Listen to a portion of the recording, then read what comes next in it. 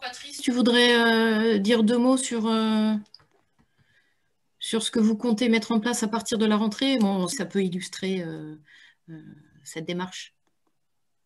Oui, ouais, assez rapidement. Moi, j'avais pris connaissance de ce dispositif. Je crois que les premières circulaires étaient sorties en avril 2020. Et j'avais échangé avec Marie-Hélène pour l'établissement avait la volonté de se positionner sur ce dispositif par rapport au golf.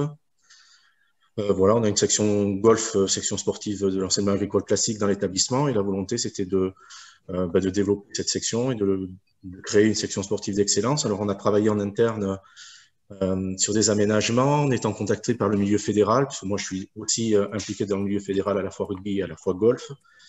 On a mis en place un dispositif avec des aménagements horaires. Alors c'est pas une section d'excellence forcément. On a intitulé ça, nous, un pôle performance golf, avec une démarche donc d'aménagement des horaires, une démarche de détection des jeunes. Et on va commencer à la rentrée prochaine ce pôle performance sur le lycée. Voilà, l'objectif du lycée, c'était d'améliorer le recrutement et d'amener dans l'établissement des élèves qui, jusque-là, ne venaient pas sur les dispositifs qu'on avait mis en place. Et ça a plutôt bien marché, puisque normalement, sur la rentrée prochaine, il y a 10 jeunes qui seraient positionnés sur ce pôle performance. Et on est en train de travailler donc avec Marie-Hélène, avec Philippe, sur le passage vers une section sportive d'excellence, en espérant avoir quelques moyens, voir le cahier des charges pour encore améliorer le dispositif qu'on a mis en place. Voilà, donc ça fait l'objet d'un travail, un projet éducatif global, pour vous situer un peu, c'est-à-dire qu'il y a des créneaux qui sont libérés à la fois pour les élèves du golf, mais pour l'ensemble des élèves de l'établissement. Et certains vont être sur une pratique sportive, d'autres sur des pratiques culturelles, d'autres sur des activités de soutien ou de support diverses. Donc, sur les créneaux qu'on a libérés, l'ensemble des élèves de l'établissement sont concernés, et uniquement les élèves du pôle performance.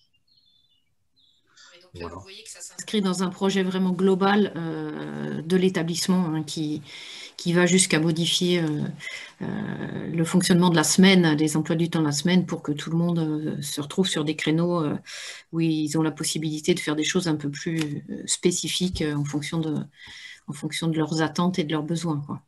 Ouais, c'est effectivement un travail assez lourd, parce que quand on parle de double projet, à la fois sportif, à la fois scolaire, et ça concerne un projet éducatif global de l'établissement, et ça concerne, à mon sens, l'ensemble de la communauté éducative de l'établissement, les enseignants, les services de restauration, les services de surveillance. Et bon, nous, on a initié cette démarche-là pour la rentrée prochaine. On va se lancer sur une première année. Pour vous situer, les jeunes sont sur un temps de pratique du lundi au jeudi soir, parce que nous, ça s'arrêtera le jeudi soir, aux alentours de 15 heures de pratique. Donc, des journées qui peuvent commencer très tôt en ce qui nous concerne, nous, sur la préparation physique à 6h, à 6h45, et qui peuvent finir assez tard, même si on arrive à mettre des aménagements en place. Dans tous les cas, sur des jeunes qui sont sur ces stratégies-là, c'est des journées assez longues.